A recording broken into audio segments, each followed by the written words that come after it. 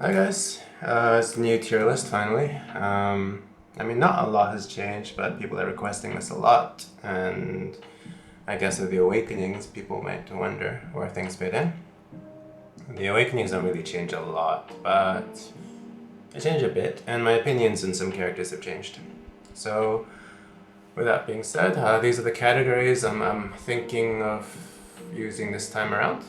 Um, The reason for them is that you need about 40 something dupes to go to SA15 and about 80 something dupes to go to SA30. And so if you're building a DPS, like one of these SS DPS, which are about 30 bucks, like $30 per copy is the cheapest you can get them. You know, $30 times 84. That's how much the absolute cheapest way to build them is. And so, you know, depending on your budget, you should plan for that. So I've kind of had these VIP breakpoints where you can afford to build some of them. And let's see how it goes. So first we will start with the food. Oh, and a shout out to user Camu who clipped all of these icons for me. Without him, I probably wouldn't have gotten around to doing this. Alright, so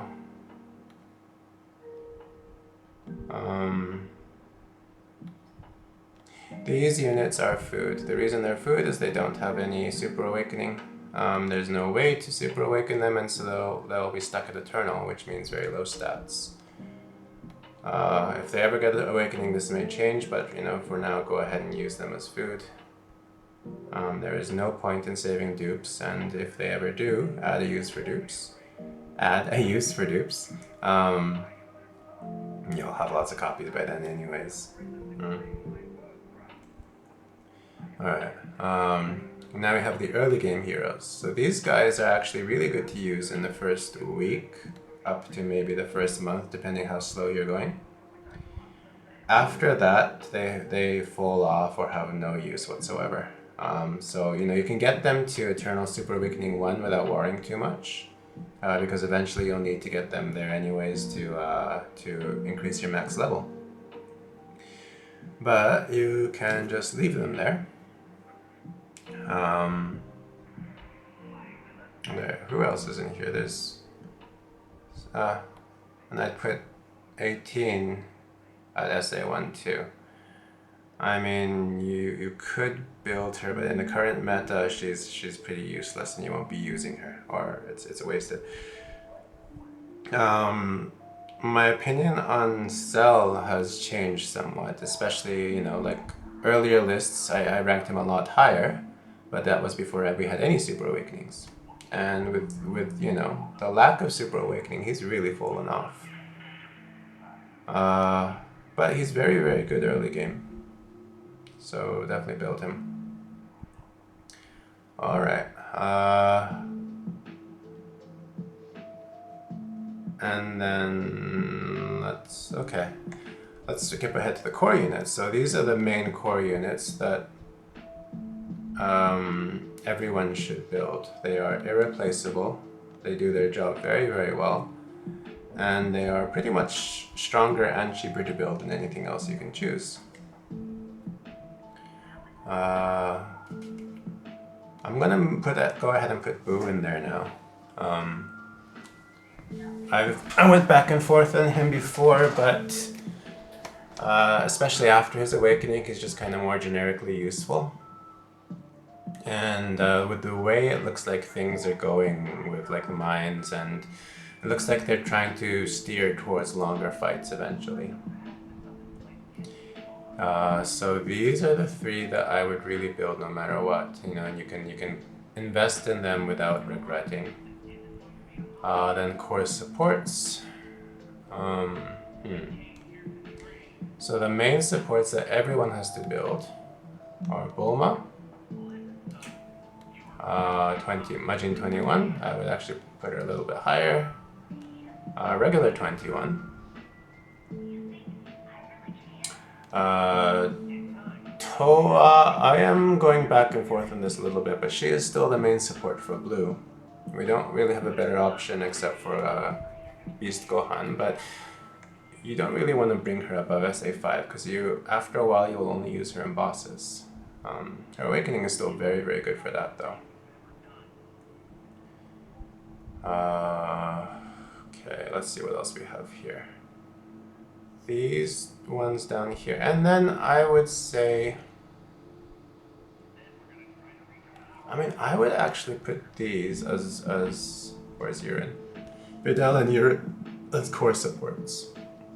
Now eventually you'll work towards 3 teams, so you may as well get all of these up to SA5 at least. The reason why SA5 is because you can use a complex lifeform badge set, which really increases their survivability.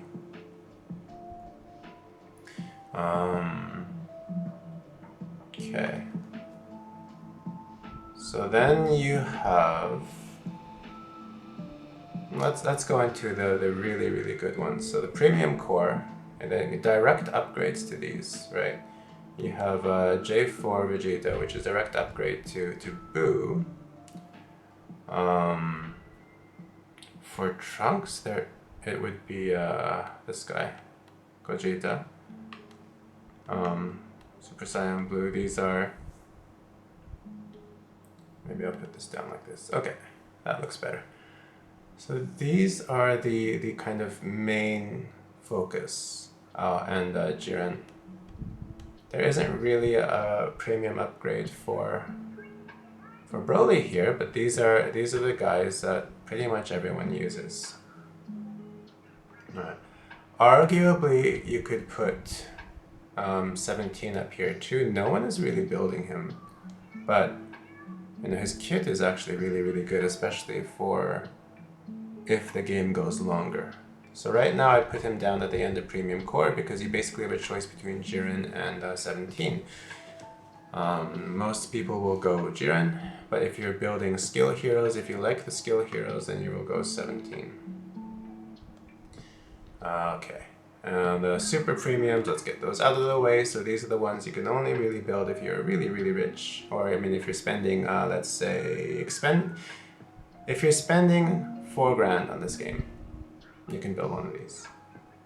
If you're spending less than that, you can pick up your copies every week, but don't expect it to be usable. So the cheapest usable one will be Gohan, Beast Gohan, because he is primarily a support. If you're a low spender and you want to know what SS to pick, just go Gohan. If you are a mid spender and you want a DPS, Black Frieza is the best scaling DPS for the current meta, which is 2 to 3 round fights. He's got a really crazy kit. Vegeta, the Ultra Ego Vegeta is, I think he will do better long term. His kit is definitely the best for bosses. Like, he will probably out DPS Gogeta for bosses once he's built. In longer fights, he will do better than Black Frieza as well. So the top 2 are probably these. No one has really built a SS4 Vegeta. I'm not sure how you can use him because he gets cucked by Revival right now. So if you use him, you have to build Cumber. The reason why is that the Prey debuff doesn't go off if someone revives. You have to kill him twice. So he's countered by a S rank hero, which is pretty bad. And then Broly, Broly is a teammate for Jiren. And I think a lot of us didn't realize this. I think a lot of people don't realize this now. But this pairing is meant to go together, which is kind of awkward because they're different colors, but there you go. Okay, let's see what else we have here. We have Premium Niche. Let's put Whis in core and put them up here. Reason why in core, you don't need to get the SS for Whis, unless you're using certain characters. But he enables a lot of things. He makes Gogeta stronger, he makes Trunks a lot stronger, and he's a core unit just for that alone. I'm gonna move him down here. You get enough to build with, and you should build with. In fact, the less money you have, the better he is. Also, the more money you have, the better he is. So why not build with? Okay. We got niche units. Let's put these in here. Baby is very, very good for disabling a frontliner, particularly Vados, so she doesn't screw your team. Hit does a similar thing for the backline. He's good at disabling Vados again, but also Jiren and Cooler. Speaking of Cooler, he's probably at the very bottom of niche. I think he will be very good if you invest in skill only for PvE, not bosses. Mid for PvP. I've built him to SA 15 and I don't use him. It's really depressing.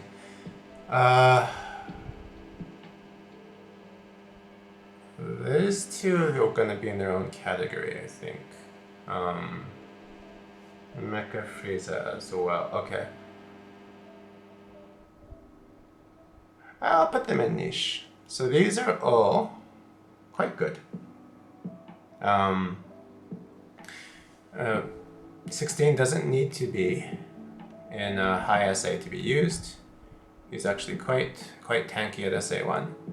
Provides a lot of stuns. He's very, very good until you go much higher.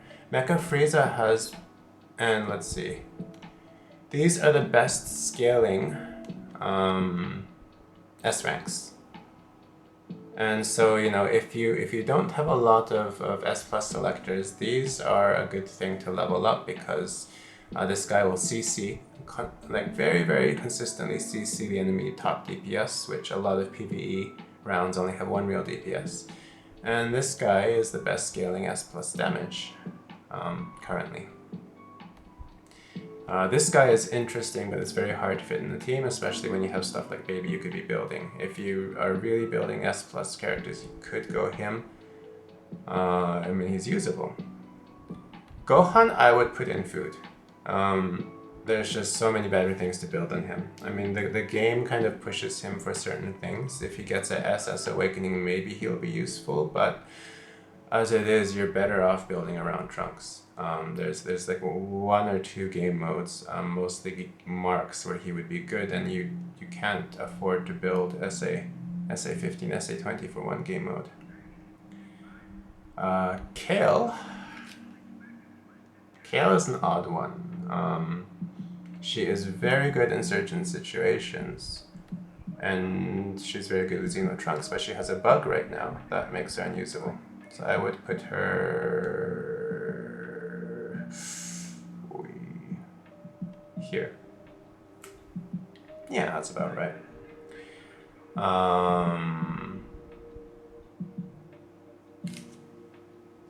Okay. Let's add one more row here. Oops. What's that?